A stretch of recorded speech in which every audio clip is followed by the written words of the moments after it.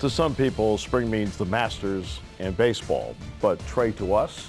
To us, it's blue-white and it's Penn State football. Forget about your busted bracket. Springtime means two things, the blue-white game and, yes, of course, recruiting. The blue-white tailgate starts right now.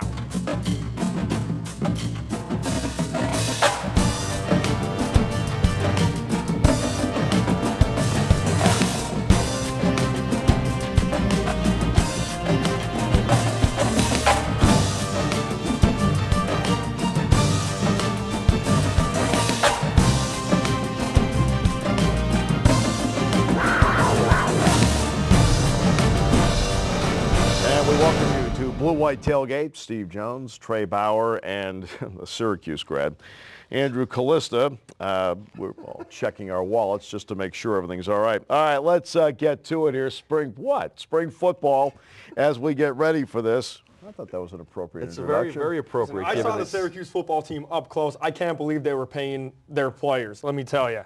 That's a bad investment for the 4 years I was there. Not paying them enough, probably. Okay, well, let's get to Penn State spring football. Carry over in the winter program when you win a bowl game just on the emotion of it? Absolutely. I mean, I think the fact that, for Penn State that, they struggled last year, different facets of the game. They hung in there tough. I think that they played well enough to win, and I think it's going to be a big boost for them. What about the recruiting part of it, Andrew? Let's get to that for a moment because they went through, we just talked about the winter program, but then the first week of February, it looked like the momentum really hit steam there. Well, I think for the past 2 years, the momentum kind of died after the last game of the season. This year, you had the bowl game, you had the intensity of bowl practices. It enables the coaches, even though they can't go out and recruit, but the players that they are recruiting keep seeing the name come up on ESPN, on the websites, that they're still relevant, and that carried them over to a top 15 class. They got 3 early enrollees, and they didn't have that much attrition with so many early commitments that you would actually expect. Let's talk about depth now. Last year, James Franklin and his staff had to do a few things with mirrors in the spring. They only had 50-some-odd guys last year in the spring. What does depth mean to the development of this football team? Well, I think that, for Penn State to win, 7 games last year is okay, it's 7 games, but you were at Penn State. I mean, the fact is, you were always 2 deep, 3 deep in some situations, and the fact is that, competition creates better players. And that's exactly what James Franklin talked about, the competition allowing them to move forward as a program. The competition aspect of practice is not about us doing anything really different. It's just a couple things. We have a legitimate 2 deep at every position, some 3 deep. So that alone is going to create some competition. We had some positions and some guys last year that they had no one behind them and they knew it. And that can create some challenges. Some people are just motivated internally, and they don't need any external motivators. And a lot of us need something like that. And that was you. You never needed to be motivated. But what was the difference in your approach when you were a young player not starting as opposed to being a player that had a starting spot? Well, I think that as a player who was actually trying to develop into a player, meaning a backup player first. I mean, obviously, it's a little bit different now, but back in the day, it was, you tried to be a backup player, be on special teams, and then after your second or third year, challenge for a starting position. And, for Penn State, the fact is they've got some young guys, they've got guys coming back, and, the more competition, the better, as far as I'm concerned. Trey and I talked about the differences from this spring to last spring in terms of numbers. It also is a difference for the coaching staff and James Franklin. Everything last year, there wasn't one thing that we could take for granted. I mean, every little thing. And you still don't want to take things for granted now, but my point is they just understand. They understand where we're going to move on the field, where we're going to go, how practice goes. They have a much better understanding of the schemes. They got a much better understanding of the techniques and fundamentals. All those things. Denny Dowds, my college coach who's here this weekend as well, he was here last year for the first practice and then this year, and so we look like a different team. All right, so now let's get to 4 burning questions about this football program. All right, let's talk about offensive line development, Andrew. That was obviously a focal point almost every show that we did last year. I mean, how could we not talk about it last year? The struggles. Christian Hackenberg was taking hits repeatedly throughout the course of the game. There was never that time where the coaches were able to call 3 straight run plays and run the ball when they wanted to run the ball. There was always some smoke and mirrors. And so just going back to the recruiting, yes, Sterling Jenkins is in, Paris Palmer is in to get some depth and some competition in the spring because the communication developing along the offensive line is so key. And just with Jenkins there, I really just think he has that mean streak that even though he's a freshman, probably going to redshirt, that could transcend through the entire offensive line. All right, now we know that Christian Hackenberg is the focal point of what John Donovan wants to do, but those who know Bob Shoop knows the middle linebacker is his quarterback. So they have to replace Mike Hall. Your thoughts on Naeem Wortman getting into that spot? Well, I mean, I think that he's a strong player. I think he's pretty smart. He's very physical. I don't think, and this is no shot at Mike, and I think Mike would appreciate that. I don't think there's going to be that much of a drop-off. I mean, Penn State, has been known to produce great linebackers, and I think that he could be the next great one. Question 3 deals with Jordan Lucas going from corner to safety. I like the move. Coach Franklin said it was a little bit of a numbers game, a little bit of a skill set thing. I don't know if people would agree when I say this, but Jordan Lucas kind of reminds me of Brian Scott. I always thought Brian Scott was a little bit out of position playing corner, was more geared towards playing safety. We saw that in the NFL when he went there. I just think Jordan Lucas, he's a very physical type player. He's a heady player and has good instincts, so I think it's a good fit for him. And it also puts Grant Haley on the field, defensive ends. They lost 3 good ones there. Yeah, I mean, they lost 3 really good players, and I think that's going to be very interesting to see how that plays out. I mean, the fact is that they could contain, they were very, top 3 in the country in rushing defense. They're going to have a challenge. I mean, they're going to replace 3 really good players. It'll be interesting to see how certain guys develop there. Carl Nassib did play a lot there last year, but a young player like Torrance Brown, who is a redshirt freshman, is going to get a long look. Evan Schwann, Garrett Sickles, some of the names that we throw out there for you at that defensive end spot. Coming up, we'll take a look at the Nittany Lion offense. We continue with our spring preview on Blue White Tailgate right after this.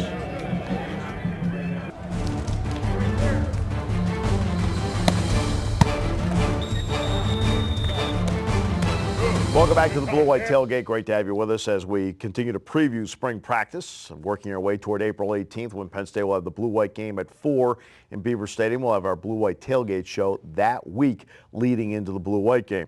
So a focal point we mentioned in the previous segment, Trey, offensive line. So let's transition into that. There are guys that have played there before. What kind of difference can that make for them? I think it can make a huge difference. Just the fact that you've got guys with experience, game experience. They started. You got a guy like Angelo Mangiero who, struggled kind of early on in the season. I mean, the guy, he was a jack of all trades. I mean, he played 3 or 4 different positions. I mean, I think that's really important, certainly for the younger players they have bringing in, that they've got guys that have experience, and they actually played pretty well at the end of the year. And the other part, I think you bring up a good point because, Joe Paterno always had a saying, and the saying was, I'd rather play a guy 1 game too late than 1 game too early. Mm-hmm. You can lose some confidence if you get out there too soon.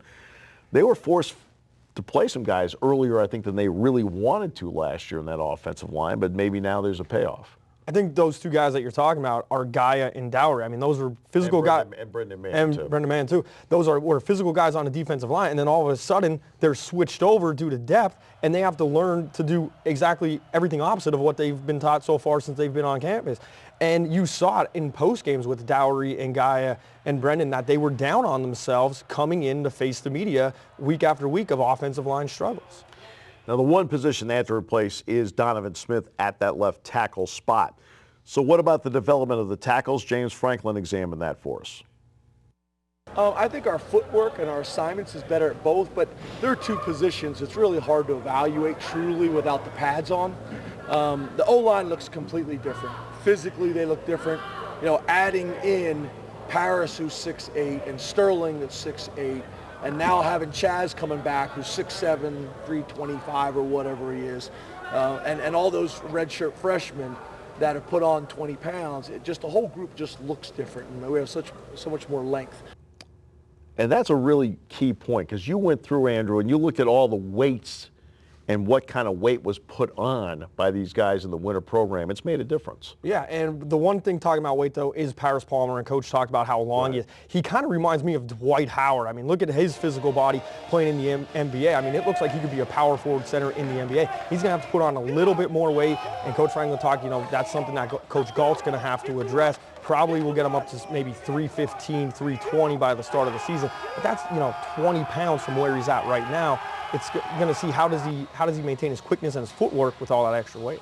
As the season went last year, Trey, Akeel Lynch then assumed that tailback spot. Now Nick Scott's going to be added in, eventually Jonathan Thomas, Mark Allen, Brandon Johnson's another guy. How do you look at the running game for Penn State and in conjunction with the offensive line that Andrew just talked about? Well, I mean, I'm going to say it right now. I would be shocked if Akeel Lynch does not rush for 1,000 yards this year. I mean, the guy is a physical specimen. He runs downhill. He's got, some experience on the offensive line now. They've got a couple of good additions, and I think he's really going to open up the passing game for Christian Hackenberg. But I mean, I really am looking for big things from him this year. And you talked about opening up the pass game for him. There's also a comfort level, and we'll get to the wide receivers in a moment. But he's now familiar with Mike Gesicki. He's familiar, obviously, with Kyle Carter, who caught the game-tying touchdown in the bowl game against BC. But getting Adam Brenneman back, the guy that is, as freshmen, it looked like they were on the same page. What does that mean? Well, I think it's got to give Christian some comfort. First of all, I mean, he can't be making throws if he's on his back. And I think we're going to see a much more improved offensive line. The fact that he has Brenneman back, I think, is going to give him some comfort. I think Kyle Carter is a really good player, and I think that he's really going to kind of, show how good he is without the kid who's going. Jesse James, I apologize. Jesse James. I think he's really going to shine this year. That's why I'm here. It's all right. Yeah, that's why you're the professional. Yeah. He's our quarterback. Yeah, it's going. All right. Now let's get to the next part. Wide receiver. You have in that group Chris Godwin, big touchdown, big bowl game. All right. You also have Saeed Blacknall. DeAndre Tompkins gets into the mix. But what about Geno Lewis? And what can he do for Christian Hackenberg in this offense, James Franklin? Well, he physically has a lot of skills. We've all seen it. He's made some dramatic catches. He's got great leaping ability. He's got great body and length. He's got to be more disciplined with all the things that he's doing, details inside and out. If the route's supposed to be 4 steps to the outside foot, it's got to be 4 steps to the outside foot. So all those specifics and all those details are so important. So I think he's got a lot of room for growth. He's a really smart guy. So you take his athletic ability and his intelligence and then get all the details and the specifics work out, and I think you got a chance to be a fun guy to watch. Now on the other side, the defense. The defense just put together a marvelous season last year. 2nd in total defense, 3rd in rush defense, pass efficiency defense, 2nd scoring defense, 7th. What did you like schematically about that defense, Trey? Well, I think what they did was they had some really quality players. They played within the scheme. I think Bob did a wonderful job of getting them prepared every single week. And you had a lot of really good college football players playing together. And that's the key. And they're aggressive there. How do you feel about Wortman to the middle, Andrew? I think he's the perfect linebacker currently on the roster to go to the middle, just by the way he talks, the way he carries himself on the field. Since that Ohio game when he first stepped on the field 2 years ago, he's played with a mean streak and anger, and he's just 100% intense all the time.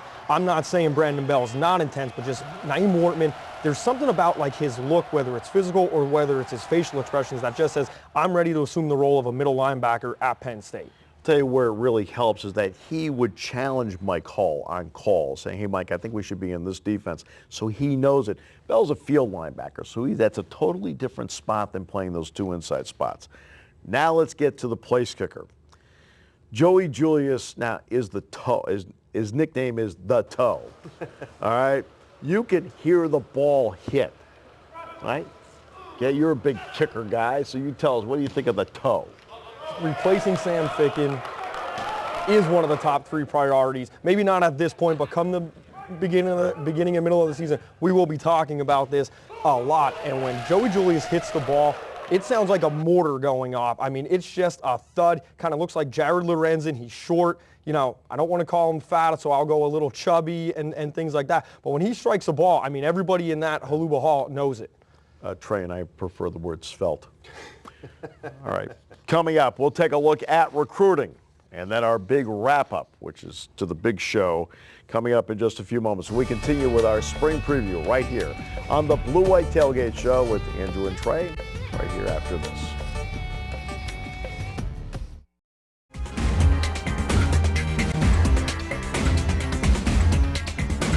Welcome back to the Blue White Tailgate Show. Time to talk recruiting, and for that we kick Jonesy and Bauer off. We bring in Phil Gross from Blue White Illustrated on the Rivals.com network. And Phil, thanks for stopping by. It's a pleasure. Great to be back on the show. Always good to talk recruiting, especially with this staff, and they are off to a hot start in 2016. Yeah, right now they have 5 verbal commitments. They're all 4-star commitments, and it's probably their best start ever. They got the best cornerback from the state of Michigan, a kid named Lavert Hill. They met #1 rated offensive lineman, center in the prospect in the country for the class of 2016 in Connor McGovern from Lake Lehman High School in Lehman, Pennsylvania. The top overall prospect in the state of Pennsylvania, running back named Miles Sanders from Woodland Hills High School in Pittsburgh, Pennsylvania, who's a top 100 recruit. They also got Shane Simmons, another top 100 recruit, the top player in the state of Maryland, a defensive end from Hyattsville DeMassa Catholic in Hyattsville, Maryland. And then they got a kid named Jake Zimbiak, a quarterback. That's a 4-star from Aquinas Institute in Rochester, New York, who as a sophomore was New York State's Gatorade Player of the Year. But they're not stopping right there. Big weekend on tap with visitors for not only this year, but future years to come. This coming weekend here on the 28th of March, they probably are going to have their biggest recruiting weekend next to the Blue-White game on April the 18th. It's probably going to max out to probably 25 kids. They got the 3 of the kids already committed. Miles Sanders is coming. Connor McGovern is coming. Excuse me. And Shane Simmons. And they're acting like the 10th assistant coach in the Penn State staff and helping recruiting. And they're going to have 20 other kids that we've already confirmed that are going to be there. Only 3 of them aren't 4-star kids. And to give you an example of how aggressive this coaching staff is, Andrew, 6 of the top 8 players in Pennsylvania that they've already offered for the class of 2017. And the #1 rated running back in the country for the class of 2017, DeAndre Swift from St. Joseph Prep in Philadelphia, Pennsylvania, will all be in town on Saturday, March the 28th. Now, Phil, we're working our way towards the Blue-White game, and Coach Franklin has some things about some early enrollees from this past recruiting class about what he's seen from those guys so far in camp. Their first day of practice, I don't care who they are, they look awful.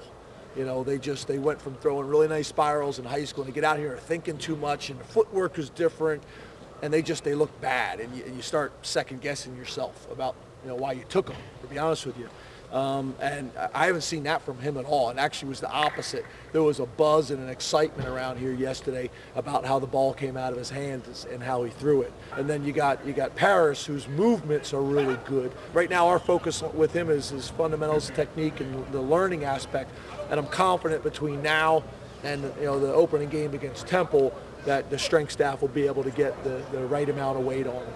Coach talking about Palmer and talking about Stevens, but I want to jump back a couple recruiting classes.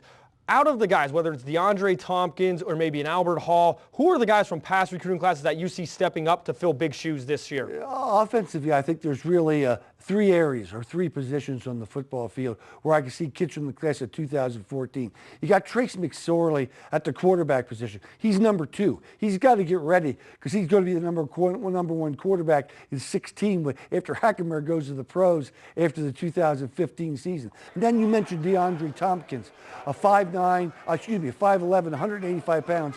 He came in January of 2014, but he had an up and down preseason practice schedule in August, and they decided to redshirt him. But he's really had a great December practice session and winter workout session, and he's going to be a big impact because he's the 2nd fastest member on the Penn State football team right now. At the linebacker position, you got Jason Kabinda, who I think can really help him play last year, and 3 guys in the defensive secondary, Grant Haley and Christian Campbell at cornerback, and Marcus Allen, who was tremendous replacing Ryan Kaiser at the strong safety position last year. Phil, that's why we call you the doctor in recruiting, and recruiting is the prescription for any depth issues. Don't go anywhere. We close out the Blue-White Tailgate back right after this.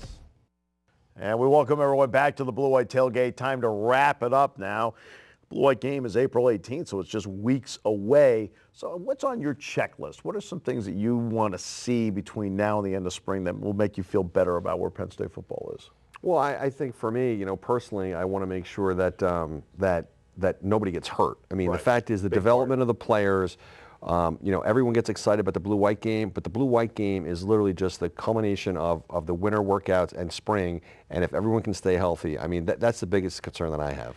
For James Franklin, he said, it may start out the Blue-White game at 4 o'clock in the afternoon on April 18th, a bit different with a kicking competition. This is right up your alley. I like it, and I like his reasoning for it. Let's get people in the stadium because you are having a new kicker take over, so let's get some pressure kicks, whether, it's one thing kicking in practice with him squirting a water bottle at you and yelling, "Shank it," as you go to address a ball. Right. It's another thing with 70,000 people in Beaver Stadium, and yes, they're all friendly during the Blue-White game, but it's just a little bit different element. You're going to have some elements. You're going to have some people behind the uprights, and I do really like that idea. And Trey and I have experienced that with John Stroh. When we're on the golf course, he'll scream right in our backswing, "Shank it."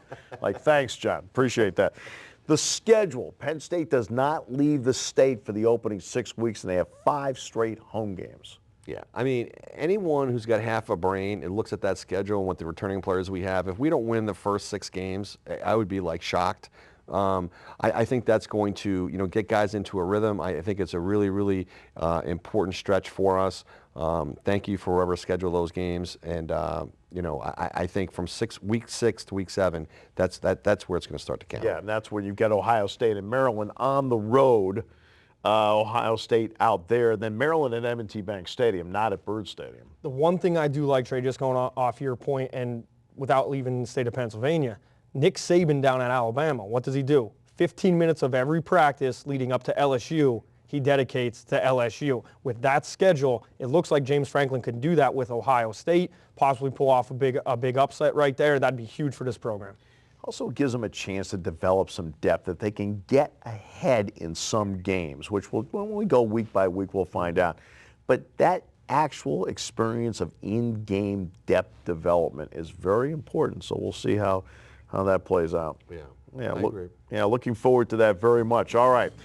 Next month, when we come back, we'll sit down here and break down the entire Blue-White game for you leading into the game, which will be April 18th at Beaver Stadium. They'll start the scrimmage at 4. For Trey and Syracuse's own Andrew Callista, I'm Steve Jones. Thanks for joining us on Blue-White Tailgate.